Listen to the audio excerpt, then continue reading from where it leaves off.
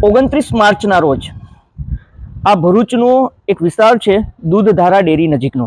આ વિસ્તારમાં એક એબીસી કરીને કંપની છે, ત્યાં જવાના રસ્તા ઉપર એક ગટર છે.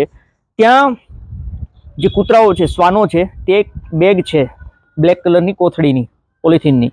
આ બેગને ખેંચતા હોય છે, તેની અંદર કંઈક ગોળ પડેલું હોય છે. ત્યાં લોકો અવરજવર કરતા હોય છે, તે આ શ્વાનોને જોતા હોય છે, પરંતુ એ કોથળીની અંદર કંઈક એવું તરબૂચ જેવું હતું, જેને લઈને આ શ્વાનો છે તે એકબીજા ખેંચતા હોય છે. એ જ્યારે શ્વાનો ખેંચે છે ને પોલિથીનની કોથળી તૂટે છે, તો એ કોથળીની અંદરથી એક માણસનું માથું છે તે મળી આવે છે, જેને લઈને સૌ કોઈ ત્યાંથી, જે લોકોએ નજારો જોયો તે સૌ કોઈ ચોંકી ગયા અને તેણે ભરૂચ પોલીસ સ્ટેશનને ફોન કરીને પોલીસને આ જાણકારી આપી. પોલીસ અહીંયા પર પહોંચે છે, પરંતુ અજાણી વ્યક્તિનું એકલું માથું છે તે પોલીસને જોવા મળે છે. પોલીસ તપાસ શરૂ કરે છે. એક તરફ પોલીસ છે તે તમામ પોલીસ સ્ટેશનો ઉપર જાણ કરે છે, ભરૂચના લગભગ 30ની આસપાસ પોલીસ સ્ટેશનો છે તે જાણ કરે છે કે કોઈ ગુમશુદાની રિપોર્ટ લખાવવા આવ્યું છે કે કેમ, તો જાણ કરવામાં આવે. બીજી તરફ પોલીસને માત્ર એકલું માથું મળ્યું હતું, જેથી કરીને એ કન્ફર્મ હતું કે કોઈએ હત્યા કરીને આ માથું છે તે બેગની અંદર રાખ્યું છે અને બેગને ફેંકી દેવામાં આવી છે.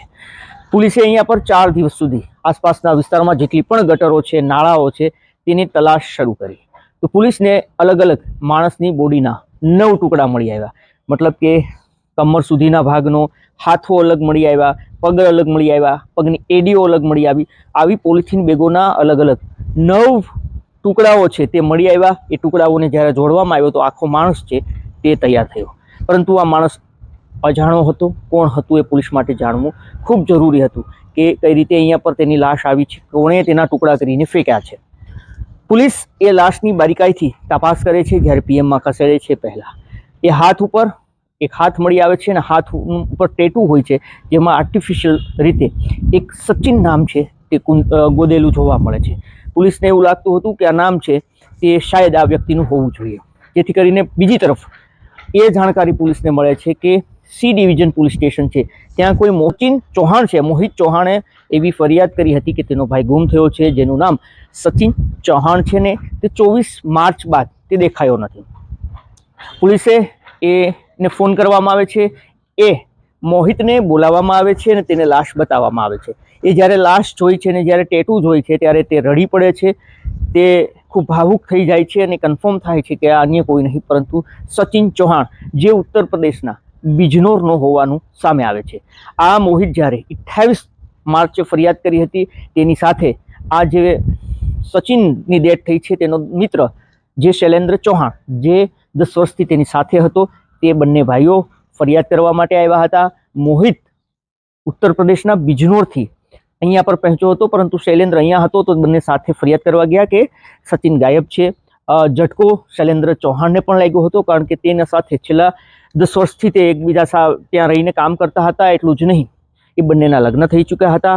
શૈલેન્દ્ર અલગ રહેતો હતો, સચિન છે તે પણ અલગ રહેતો હતો, પરંતુ બેયના ઘર થોડે થોડે દૂર હતા અને બંને છેલ્લા 10 વર્ષથી સાથે કામ કરતા હતા કારખાનાની અંદર, અને જ્યારે ભણતા હતા ત્યારે કોલેજમાં પણ સાથે હતા.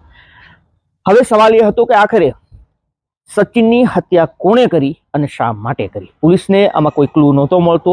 લગભગ 90 જેટલા સીસીટીવી કેમેરા ખતાડવામાં આવ્યા, અલગ અલગ ટીમો બનાવવામાં આવી, પરંતુ પોલીસે તનતોડ મહેનત કર્યા બાદ પણ પોલીસના હાથમાં કશું ન લાગ્યું. કારણ કે ન તો સચિનને કોઈ સાથે દુશ્મની હતી, ન તો કોઈ સાથે દોસ્તી એટલી બધી લોકો સાથે હતી.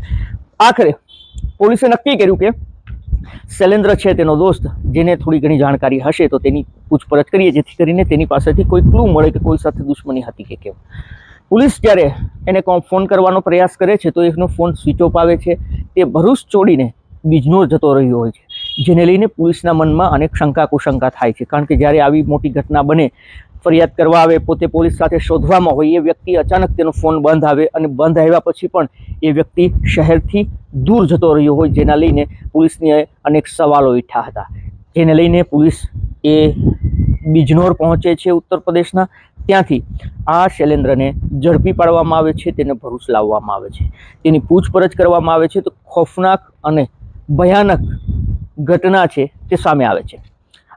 આ શૈલેન્દ્ર છે તેના લગ્ન થઈ ચૂક્યા હોય, સચિન છે તેના પણ લગ્ન થઈ ચૂક્યા હોય, બે એકબીજાના ગાઢ મિત્રો હતા. એવું પણ જાણવા મળ્યું હતું કે 4 લાખની લોન છે તે સચિને શૈલેન્દ્રના નામ ઉપર લીધી હતી, જેને લઈને પૈસાની પણ ક્યારેક ક્યારેક રકઝક થતી હતી.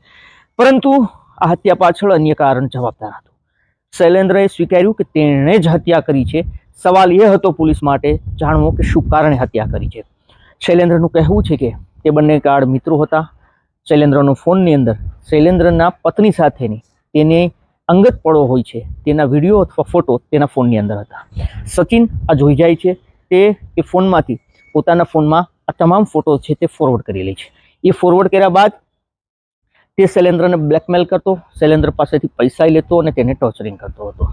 શૈલેન્દ્ર તેને રિક્વેસ્ટ કરતો હતો કે ફોટા કાઢી નાખ, મારા અંગત પળોના છે, મારી પત્નીની સાથેના છે, અને તું આ ફોટો તારા ફોનમાંથી હટાવી દે. પરંતુ સચિન નહોતો માનતો. તેની પાસેથી એવું પણ ચર્ચા હતી કે પૈસા પડાવતો હતો, તેને બ્લેકમેલ કરતો હતો. આખરે શૈલેન્દ્ર છે તે એક પ્લાન બનાવે છે. એ બંને 24 માર્ચ મતલબ કે થોડા દિવસ પહેલા 24 માર્ચે આ શૈલેન્દ્ર છે તેના ઘરે પાર્ટીનું આયોજન કરવામાં આવે છે. સચિન અને શૈલેન્દ્ર આ બંનેના પત્ની છે તે વતનમાં હોય, મતલબ કે બિજનોર. અહીંયા બંને કે એકલા હોય છે, જેથી કરીને શૈલેન્દ્રના ઘરે આ પાર્ટીનું આયોજન કરવામાં આવે છે. એ પાર્ટી કરે છે ત્યાં, અને ત્યાં જ આ સચિન છે તે સૂઈ જાય છે. એવું પણ મનાય છે કે ત્યાં શરાબની પાર્ટી હતી.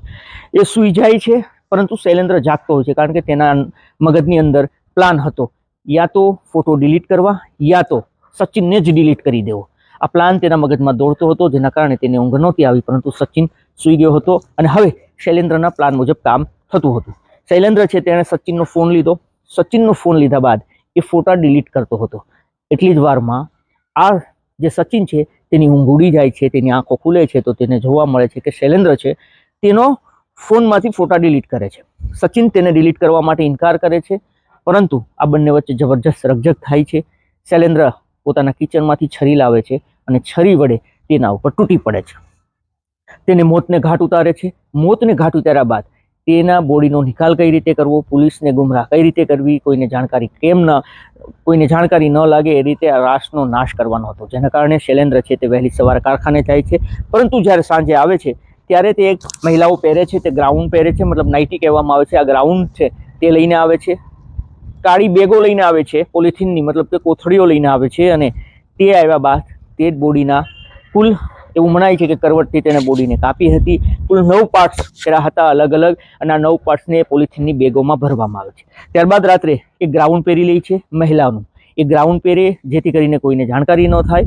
એ ગ્રાઉન્ડ પહેર્યા બાદ તે આ ડેડ બોડીના જે ટુકડા કરવામાં આવ્યા હતા 9 પોલિથીનની કોથળીઓની અંદર, તેને અલગ અલગ ગટરોમાં અલગ અલગ સમયે ફેંકવામાં આવી. મતલબ સ્ટેપ બાય સ્ટેપ તેને અલગ અલગ જગ્યાએ ફેંકી હતી, અને આ રીતે બોડીનો નાશ કર્યો હતો. પરંતુ આખરે આ ભંડાફોડ થયો છે. પોલીસે તેની ધરપકડ કરી છે. 7 દિવસના કોર્ટે તેને રિમાન્ડ આપ્યા છે. કહેવાનો મતલબ એ છે કે શૈલેન્દ્ર છે તેણે ગુનો કર્યો છે, તેણે પોતાના જ દોસ્તની ઠંડા કલેજે હત્યા કરી છે. પરંતુ તેનો જે દોસ્ત હતો તેણે તેના મોબાઈલની અંદરથી છોરી છૂપે તેની પત્ની સાથેની અંગત પળોના ફોટો અથવા વિડીયો છે તે પોતાના ફોનમાં લીધા, અને ત્યારબાદ તેને બ્લેકમેલ કરતો હતો. અને તેની સજા કંઈક શૈલેન્દ્રએ આ રીતે આપી. જોકે એકનું મોત થયું છે અને બીજાને જેલ ભોગવવાનો વારો આવ્યો છે. દોસ્તો, અમારો હેતુ કોઈને નુકસાન પહોંચાડવાનો, કોઈને બદનામ કરવાનો નહીં, આપને સચેત અને જાગૃત કરવાનો છે કે મોબાઈલના આધુનિક યુગમાં પણ ઘણા બધા કિસ્સાઓ એવા થાય છે કે અન્યની પ્રાઇવેટ વસ્તુ હોય છે, અન્યના પ્રાઇવેટ ફોટા હોય છે, તેને લેવામાં કેટલું જોખમ છે, તે ગેરકાનૂની છે. છતાં પણ એ ગેરકાનૂની પ્રવૃત્તિ આ સચિને કરી હતી, અને ત્યારબાદ આ જ શૈલેન્દ્ર છે તેણે પણ આ જાણકારી શાયદ પોલીસને દીધી હતો. એને જેલમાં જવું બચી જાત અને પેલાની હત્યા પણ ના થાત. પરંતુ તે પોલીસના બદલે તેને જાતે જ નક્કી કર્યું, યા તો હું ફોટા ડિલીટ કરાવી દઈશ, યા તો પછી સચિનને મોતને ઘાટ ઉતારે. અને બેનું પણ કંઈક આવું છે.